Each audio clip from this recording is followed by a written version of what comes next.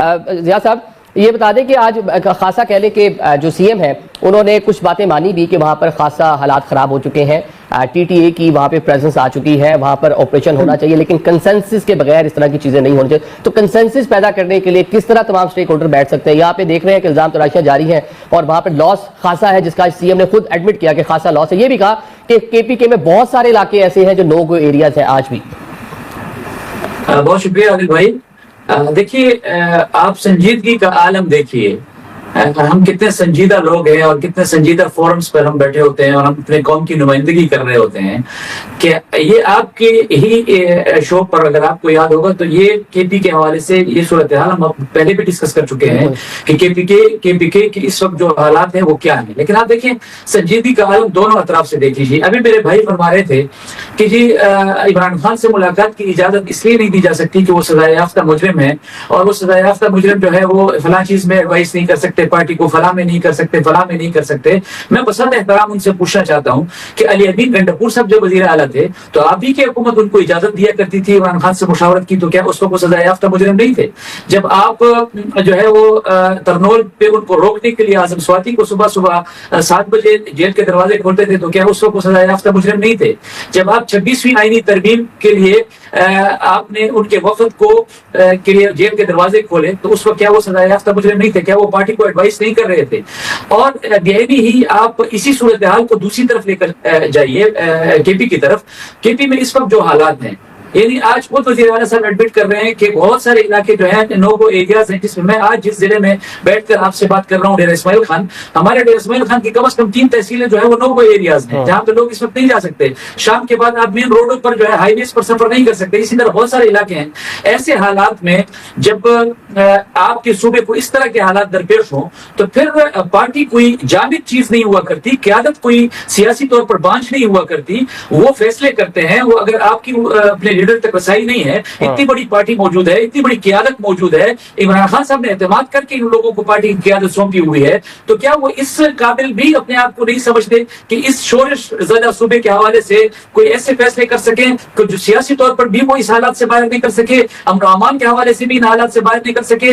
کیا صرف سیاسی پوائنٹ سکورنگ دونوں اطراف سے, چاہے مرکز کی طرف سے ہو چاہے صوبے کی طرف سے ہو, اس کا خمیازہ جو ہے وہ ہمارے لوگوں نے بھگتنا ہے, ہمارے پولیس کے لوگوں نے بھگتنا ہے. صبح شام ہمارے یہاں پہ لا انفورسمنٹ ایجنسیز کے لوگ شہید ہوتے ہیں, عام لوگ شہید ہوتے ہیں. کیا دونوں اطراف کی لوگوں میں, قیادت میں اتنی بھی سیاسی سمجھ بوجھ نہیں ہے کہ ہمارے لیے پاکستان اول ہے, ہمارے لیے ریاست اول ہے, ہمارے لیے پاکستان کا لا اینڈ آرڈر جو ہے اور کے پی کا لا اینڈ آرڈر وہ زیادہ جو ہے وہ ہمارے لیے ایک پرائیورٹی رکھتا ہے بنسبت ہماری سیاست کے؟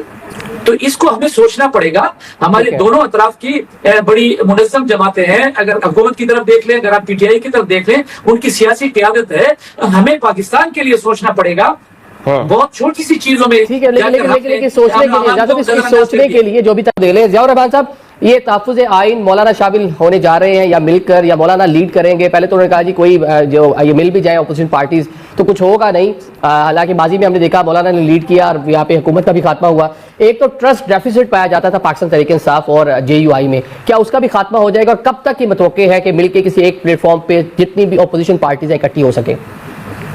دیکھیں عادل بھائی, آپ کو یاد ہوگا تقریباً 15-18 دن پہلے تحریک تحفظ آئین پاکستان کا ایک وفد جو ہے وہ محمود خان اچکزئی صاحب کی قیادت میں, جس میں اسد کیسر صاحب شامل تھے, راجہ ناصر عباس صاحب شامل تھے, سب لوگ تشریف لائے تھے.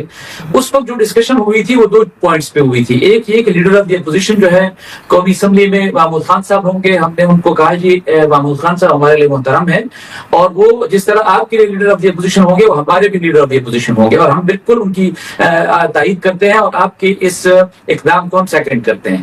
جہاں تک دوسری بات جو ڈسکس ہوئی تھی وہ یہ تھی کہ ہم ڈے ٹو ڈے افیئرز کے حوالے سے پارلیمنٹ کے فلور پر, چاہے وہ سینٹ ہے چاہے وہ قومی اسمبلی ہے, وہاں پر ہم ایک مشترکہ حکمت عملی کے تحت آگے چلیں گے.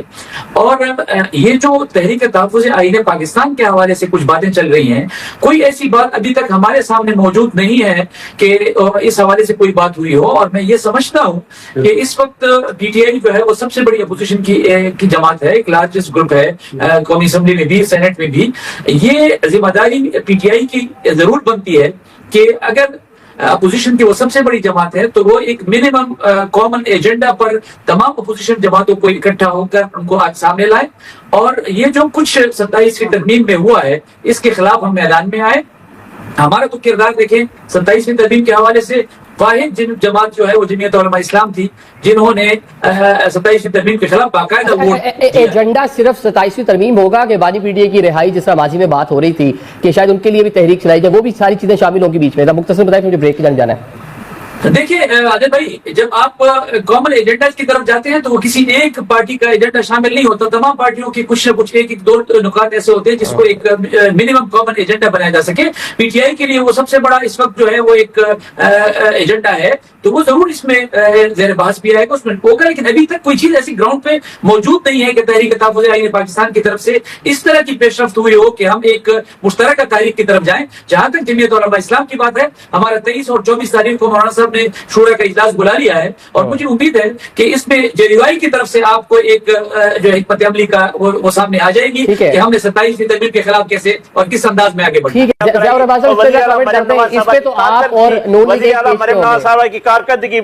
آپ اور نون لیگ ایک پیج پہ ہوں گے. خیبر پختونخوا میں جو مینڈیٹ ہے اس پہ آپ اور نون لیگ ایک پیج پہ نظر آتے ہیں. الیکشن ہو رہا ہے کل وہاں پرسوں وہاں پر تو کیا نتیجہ آتا دیکھ رہے ہیں وہاں سے؟ عادل بھائی بہت سادہ سی بات ہے. جب تک ہماری اسٹیبلشمنٹ جو ہے وہ انتخابات میں مداخلت کرے گی چاہے وہ 2018 کے انتخابات ہوں گے تو بھی مسترد ہیں چاہے وہ 2024 کے الیکشن ہوں گے تو بھی مسترد ہیں. ان کے ساتھ ہم سیاستدان اس حوالے سے ہمیشہ تاریخ کی غلط سمت پہ کھڑے ہوتے ہیں اور وہ مقتدر قوت اور وہ اسٹیبلشمنٹ ہمارا